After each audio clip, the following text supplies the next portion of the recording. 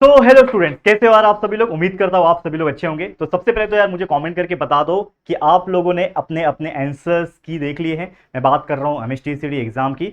तो बहुत सारे बच्चों ने अपने आंसर देख लिए होंगे, आंसर शीट देख लिए होंगे, और उससे आपको एक अंदाजा मिल चुका होगा या फिर पता चल चुका होगा कि आपके कितने मार्क्स बन रहे हैं आपके एमएचटीसीडी एग्जाम में। तो सबसे पहले आप लोग के कितने मार्क्स बन रहे हैं जरूर से कमेंट करके बताना, क्योंकि ये जो वीडियो है, ये वीडियो एक ऐसा वीडियो है जो आपको कहीं ना कहीं एक मोटिवेशन भी देगा और बहुत सारी जो बैकएंड में जो सच्चाई होती है ना उसके बारे में बताएगा। ठीक है, मैंने भी एमएचटीडी एग्जाम दिया था, मुझे कितने मिले थे 200 में से।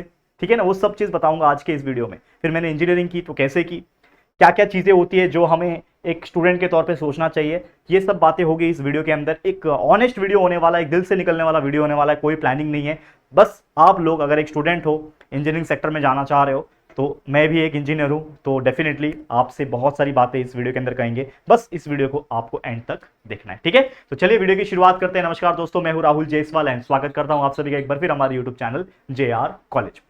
तो सबसे पहले देखो, आप लोग एक ऐसे स्टूडेंट हैं तो कहीं ना कहीं कॉम्पिटेटिव एग्जाम्स की तैयारी बेशक कर रहे होंगे, और अभी अभी फिलहाल में आपका एमएचटीसीटी का आपने आंसर की देखा, और आपका प्लानिंग ये है कि आगे जाके आप इंजीनियरिंग में जाना है आपको, और एक अच्छे कॉलेजेस में जाके इंजीनियरिंग करके अच्छे जॉब को हासिल करना है ताकि आपकी जो लाइफ है वो अच्छे से बीते। लेकिन क्या होगा अगर आपके बाई चांस मार्क्स जो आ रहे हैं एमएचटीसीटी में, जो आपने आंसर शीट में देखा, आंसर की में देखा, माफ करना, तो उसमें अगर मार्क्स कम आ रहे हैं तो आपको आगे क्या करना चाहिए, किस प्रकार से आपके माइंडसेट को प्रिपेयर करना चाहिए। बहुत सारे ऐसे बच्चे हैं जो मुझे कमेंट करते हैं, हालांकि मैं एमएचटीसीटी को पढ़ाता नहीं हूं, लेकिन कहीं ना कहीं हमारे जितने बच्चे 12वीं में थे जो इस साल JR कॉलेज से जिन्होंने पढ़ाई किया, उन्होंने कहीं ना कहीं एमएचटीसीटी का एग्जाम दिया है, और कुछ बच्चे कनेक्टेड रहते। तो there are so many comment जो मुझे आ रहे थे, कुछ मैसेजेस आ रहे थे कि सर हमें 50 मार्क्स बन रहे हैं, किसी के 80 मार्क्स बन रहे हैं, कोई बोल रहा है कि सर हमारे 100 के ऊपर मार्क्स जा रहे हैं, कोई बोल रहा है हमारे 140 आ रहे हैं, 130 आ रहे हैं। तो सर क्या हमें अच्छे कॉलेजेस मिल जाएंगे। तो देखो, सबसे पहले सवाल को आपको समझना पड़ेगा कि मार्क्स एमएचटीसीटी में जो भी आपके बन रहे हैं वो आपका एक मार्क्स है, लेकिन जो एडमिशन प्रोसेस होता है वो परसेंटाइल बेस पे होता है। ये तो आप अभी तक समझ चुके होंगे।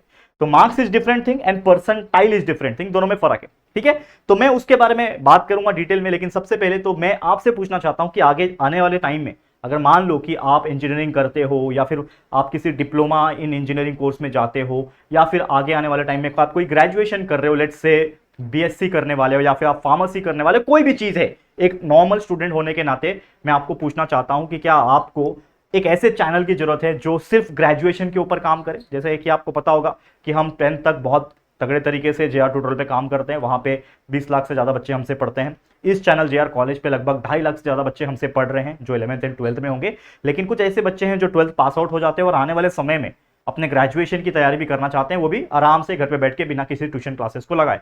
तो अगर आपको ऐसा लगता है कि हम कुछ कंट्रीब्यूट कर सकते हैं, जैसे कि मैं एक खुद इंजीनियर हूं, तो मैंने अपने टीचिंग की जो जर्नी की शुरुआत की थी वो एक इंजीनियरिंग कॉलेज में पढ़ा के की थी। ठीक है, ऑटोमोबाइल डिपार्टमेंट, मैकेनिकल डिपार्टमेंट को मैंने पढ़ाया हुआ है। तो मैं आपसे पूछना चाहता हूं कि क्या आपको एक ऐसे चैनल की जरूरत है जिसमें हम ऐसी चीजें डालेंगे जिससे आपका बेनिफिट होगा स्टडी पॉइंट ऑफ व्यू। तो अगर यस है तो मुझे कमेंट करना, हम बहुत जल्दी आपके लिए एक न्यू चैनल बनाएंगे जिसमें आप सभी लोग को इस प्रकार से गाइडेंस देंगे कि आपको बहुत हेल्प होगी regarding the engineering and diploma and other graduation field. ठीक है, ये जरूर से एक अच्छा काम कर देना। बाकी आपको मार्क्स कितने बन रहे हैं, ठीक है, 200 आउट ऑफ, वो जरूर से कमेंट करके बता देना। ठीक है, अब आ जाते हैं मेन इंपॉर्टेंट मुद्दे पे जो कि टिप्स है हमारे। क्या बात है, तो सबसे पहले जैसे मैंने बोला कि आप लोग का जो भी मार्क्स आए हैं, ठीक है, मार्क्स तो आ गए, कुछ बच्चों को टेंशन भी आ गए होंगे। मान लो किसी के अगर कम मार्क्स आए, लेट्स से 50 मार्क्स आए, 60 मार्क्स आए, बहुत कम मार्क्स आए, तो टेंशन तो ऑब्वियसली आ गया होगा कि आपको जो कॉलेजेस चाहिए वो शायद नहीं मिलेगा। ये तो फैक्ट मान के चलना पड़ेगा। हाँ, जिनके अच्छे मार्क्स आए हैं, 100+ मार्क्स आए हैं, उनके मोस्ट प्रोबेबली ज्यादा चांसेस है कि उनका जो कॉलेज सिलेक्शन जो आपने सोचा था वो शायद आपको मिल जाएगा आपके अलॉटमेंट में। ठीक है, लेकिन अभी भी आपको पैनिक नहीं करना है। सबसे पहले तो यार कोई चिंता नहीं करना है, आपका रिजल्ट अभी तक नहीं आया, रिजल्ट का थोड़ा सा वेट कर लो। और जैसा माना गया है, रिजल्ट लगभग मुझे लगता है जून के फर्स्ट वीक के आसपास रिजल्ट आपको देखने मिल जाएगा आपका एमएचटीसीटी का। करेक्ट है, तो आपको रिजल्ट का वेट करना है जिसमें आपको क्लियर कट पता चल जाएगा कि आपके कितने परसेंटाइल एग्जैक्टली आ रहे हैं, एग्जैक्टली आपका कितना परसेंटाइल बन रहा है वो आपको पता चल जाएगा, और उसके हिसाब से आपको रियलाइज हो जाएगा कि हाँ, पिछले साल इस पर्टिकुलर कॉलेज का, कोई भी कॉलेज हो सकता है, VJTI हो सकता है, सरदार पटेल हो सकता है, ठीक है ना, कॉलेज ऑफ इंजीनियरिंग पुणे हो सकता है, एक XYZ में मान के चल रहा हूं, कोई भी कॉलेज हो सकता है। तो जैसे मान लो उसका लास्ट ईयर का कट ऑफ से ही समझ में आ जाएगा, फिर आपको रियलाइज खुद हो जाएगा कि हाँ यार, इस कॉलेज में तो मेरे को मिलने नहीं वाला। लेकिन सवाल ये भी नहीं है, सवाल ये है, ये वीडियो मैं थोड़ा अलग इसलिए भी बना रहा हूं, देखो ये ऐसा वीडियो है जो दिल से बात कर रहा हूं कि चलो मान लो कि कोई बच्चे ने सपना देखा था कि मैं सरदार पटेल या फिर कोई ऑटोनॉमस की बात कर लूं तो विजय टीआई की मैं बात कर लूं, या फिर मैं सीओईपी की बात कर लूं, कॉलेज ऑफ इंजीनियरिंग पुणे की बात कर लूं। इसमें आपका पढ़ने का सपना था कि मैं यार मैकेनिकल इंजीनियरिंग करना चाहता हूं, या फिर मान लो आईटी इंजीनियरिंग करना चाहता हूं इस पर्टिकुलर कॉलेज से, और आपको उस पर्टिकुलर कॉलेज में एडमिशन लेने के लिए जितने परसेंटाइल चाहिए होते हैं वो शायद नहीं आएंगे। तब क्या करोगे? यानी आपके मार्क्स अगर कम आ गए, आपके परसेंटाइल भी नहीं बन रहे हैं उतने, तो क्या करना चाहिए? इसका सभी सवाल का जवाब मैं दूंगा, ध्यान से सुनना, बहुत दिल से वीडियो है, ठीक है, दिल से वीडियो है। चलो अब बात कर लेते हैं। सबसे पहले तो आपको परसेंटाइल का वेट कर लेना है, ठीक है ना। एक अंदाजा, एक नॉर्मल तौर पे बात करूं कि जो बच्चे के भी लाइक 160 अबव मार्क्स अगर बनते हैं तो उनके चांसेस होते हैं कि यार 99 परसेंटाइल के आसपास मार्क्स बन जाए, आपके परसेंटाइल बन जाए। लगभग इतना ही मैंने अप्रॉक्सीमेट पाया है, तो लगभग जिसके भी शायद 160 प्लस आ जाएंगे। ये मैं अप्रॉक्सीमेट बता रहा हूं, ठीक है ना, ये मैं क्या बता रहा हूं बच्चा, अप्रॉक्सीमेटली बता रहा हूं।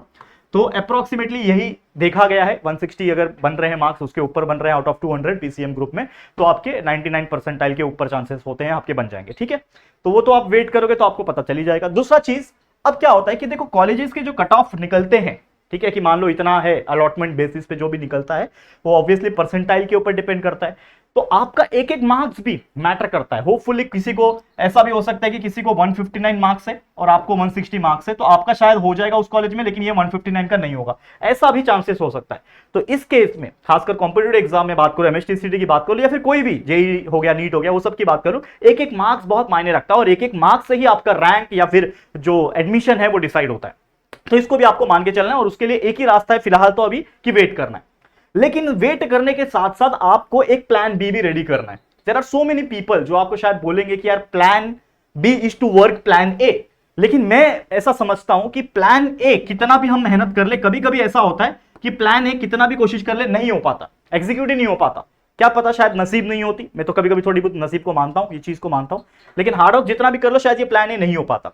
तो क्या आगे, क्या अगर मान लो ये प्लान ए वर्कआउट नहीं किया, तो एक प्लान बी मेरे पास होना चाहिए। और प्लान बी के लिए अभी से ही अगर आप सोच के रखोगे तो आने वाले समय में आपको बहुत ज्यादा पैनिक सिचुएशन में नहीं आना पड़ेगा। और उसके लिए मैं अगेन आपको बोलूंगा क्या, कि मान लो जो कॉलेज में आपको नहीं चाहिए था, नहीं मिल रहा है या फिर नहीं मिल सकता है, तो डोंट वरी, आपको सोचना पड़ेगा कोई और दूसरा अच्छा कॉलेज। कि मान लो यार विजिटीआई में नहीं हो रहा है, मान लो किसी और में नहीं हो रहा है, तो कोई बात नहीं, दूसरे कॉलेज में ट्राई करो, शायद उसमें मिल जाए, जो फील्ड आपको चाहिए उसमें मिल जाए, ठीक है ना। मेरी जर्नी में बताता हूं, मेरे को अगर मैं आपको बताऊंगा तो शायद आप सोचोगे कि सर इतने कम मार्क्स आए। तो मेरे को पीसीएम ग्रुप में, मैंने भी एमएचटीसीटी एग्जाम दिया है बच्चा, ठीक है, तो मेरे को 200 में से 83 मार्क्स आए थे पीसीएम ग्रुप में, जो कि मुझे नहीं लगता कि कुछ खास मार्क्स थे। और मैं सच बताऊं, मेरे को जेडब्ल्यू में इससे भी खराब मार्क्स थे। जेडब्ल्यू मैंने भी दिया है, जेडब्ल्यू मेरे को इससे भी खराब मार्क्स थे, क्योंकि मैंने कोई प्रिपरेशन नहीं किया।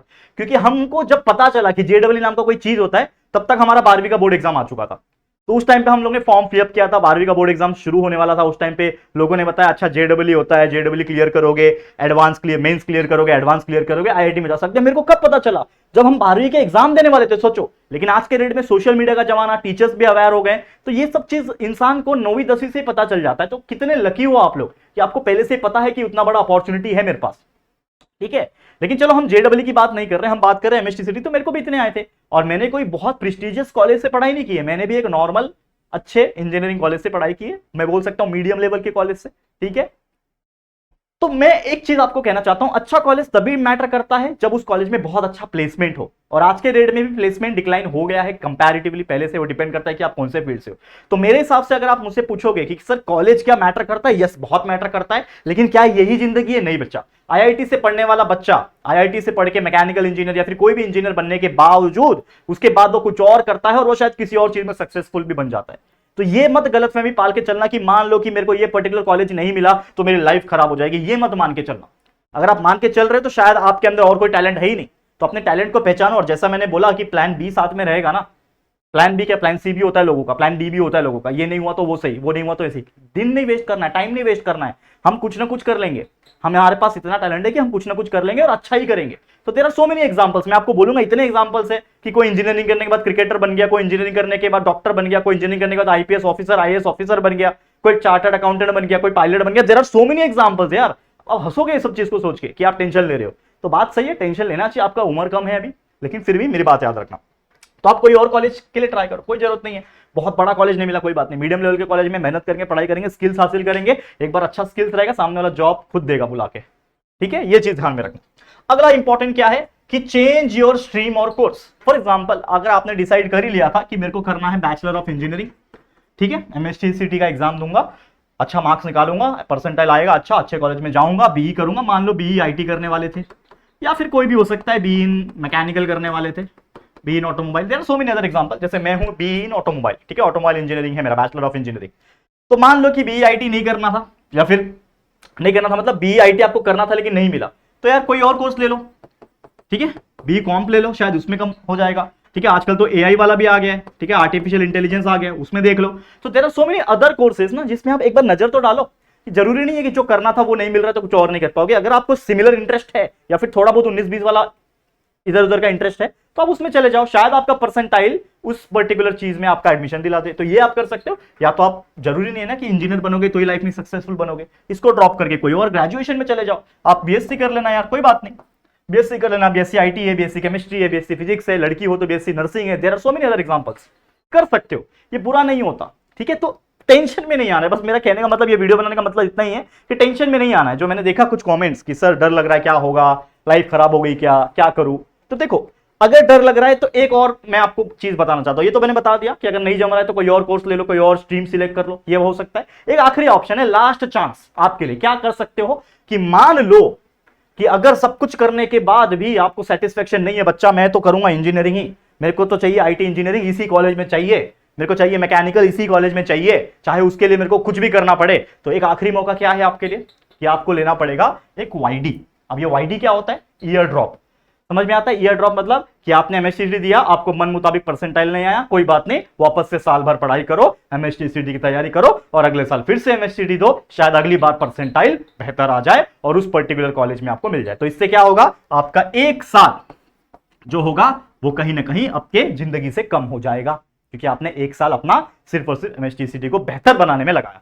तो क्या ये अच्छा है या बुरा है, इसमें भी डिबेट चलते रहते हैं। मैं बोलूंगा कि यार मैं एक साल किसी चीज में लगाने से अच्छा मैं एक साल में कोई स्किल सीख लूं, शायद उसमें मैं स्किल में परफेक्ट हो जाऊंगा, तो शायद मैं जितना उस पर्टिकुलर चीज को करने में पैसा भी खर्च करूंगा, टाइम भी दूंगा, 4 साल बाद वापस से उससे ज्यादा तो मैं अभी कमा लूंगा, तो मैं ऐसा सोचूंगा। और इसका उल्टा भी हो सकता है कि बाई चांस एक साल का मैंने इन्वेस्टमेंट किया और मेरे परसेंटाइल बेहतर आ गए, उस पर्टिकुलर परसेंटाइल मेरे को बेहतर आने के बाद उस पर्टिकुलर कॉलेज में मुझे एडमिशन मिल गया, तो मेरा 4 साल इंजीनियरिंग निकल जाएगा, उसके बाद मेरे को तुरंत जॉब में हाथ में जॉब मिल जाएगी और तुरंत मेरी लाइफ बेहतर हो जाएगी। तो ये भी ऑप्शन है। तो ये डिपेंड करता है कि आप क्या चाहते हो, कि आपको एक साल ज्यादा मायने रखता है कि आपका कोई भी चीज चल जाएगा लेकिन उसमें आप कुछ ना कुछ कर लोगे, इतना तो आपके अंदर टैलेंट है, ऐसा मानते हो। तो जो भी आप मानते हो उसके हिसाब से आपको डिसीजन लेना है। डिसीजन लेना आपकी जिम्मेदारी है, आपका काम है, इसमें कोई किसी का रोल नहीं हो सकता, चाहे एक टीचर का, चाहे आपके पेरेंट्स का, चाहे बड़े भाई बहन का, कोई भी किसी का रोल नहीं हो सकता, सिर्फ डिसीजन आपका ही हो सकता है। और ये इसीलिए ये चीज मैं आपके लिए बना के दे रहा हूं। तो ये आपके हाथ में होना चाहिए डिसीजन लेना। बाकी तो मेरी तरफ से आपके लिए all the very best for your future. Result जब आ जाएंगे एमएससीटी का, फटाफट बता देना कितने परसेंटाइल आए। लेकिन बाकी इस वीडियो के थ्रू मैंने जितना हो सके आप लोग को थोड़ा सा इंस्पायर प्लस मोटिवेट प्लस सच्चाई बताने की कोशिश की है कि क्या होता है। बाकी और भी बातें करेंगे, ठीक है। आपने बहुत कम सुना होगा मुझसे रिगार्डिंग इंजीनियरिंग, रिगार्डिंग इस चीज़ के बारे में बात करते हुए, क्योंकि हम 10th एंड 12th तक ही स्टिक थे। लेकिन अब हम सोच रहे हैं कि हम इस फील्ड में आए, जो कि मेरा पहले का एक्सपर्टीज है, वापस से उसको हम रीगेन करेंगे और वापस से आपको डिलीवर करेंगे। और अगेन चैनल अगर आपको चाहिए आगे आने वाले ग्रेजुएशन लेवल का, कमेंट करना और नाम भी सजेस्ट कर सकते हो वैसे, तो हम जरूर से कोशिश करेंगे उस चैनल को बनाने में और आपको कंटेंट प्रोवाइड करने में, ठीक है। All the very best. आज के लिए इतना ही। वीडियो पसंद आए तो प्लीज मेक श्योर वीडियो को लाइक करना है और शेयर करना है जितना हो सके अपने सभी दोस्तों के साथ जिन्होंने भी एमएसटीसी का एग्जाम दिया था, रिजल्ट आ चुके हैं, रिजल्ट नहीं आ चुके, माफ करना, आंसर की आ चुके हैं, रिजल्ट का वेट कर रहे हो, तो जरूर से बता देना उन सभी को, ये वीडियो शेयर कर दे, ठीक है। और पहली बार चैनल पे आया तो इस चैनल को सब्सक्राइब करना। पूरा 11वीं पूरा 12वीं के कंटेंट प्रेजेंट है और भी बहुत सारी चीजें आएंगे आप सभी के लिए, और आपके छोटे भाई बहन होंगे उनको भी हेल्प कर देंगे, ठीक है। तो आज के लिए इतना। वीडियो पसंद आया लाइक शेयर सब्सक्राइब। जल्दी मिलेंगे एक और नई वीडियो में, तब तक के लिए thank you and good bye.